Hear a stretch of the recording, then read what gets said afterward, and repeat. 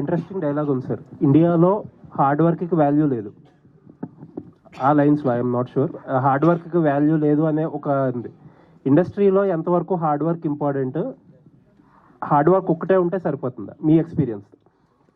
Hard work ఉండాలండి. Any business that you do, hard work లేకపోతే ఏం అచీవ్ కుదరదు.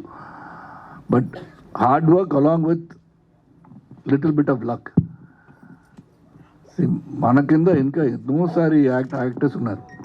We are not only the greatest actors available, we are only people are seen outside. So many people వాడు ప్రయత్నం చేసి ఉంటే వాళ్ళని. So they are not made. So hard work is something which you keep on doing. But hard work with result will give you happiness. But hard work is a must. ఏ పని చేసినా కూడా, ఏ ఫ్యాక్టరీలో ఉన్నా కూడా, కార్పొరేట్ సెక్టర్లో ఉన్నా కూడా, ఎక్కడైనా hard work and discipline important అండి. So but what dialogue here, this is entirely different.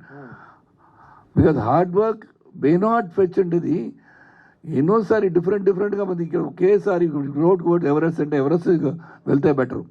ఇటు వెళ్ళిపోయి మళ్ళీ ఇటు వెళ్ళిపోయి మళ్ళీ that is something, it's waste of energy.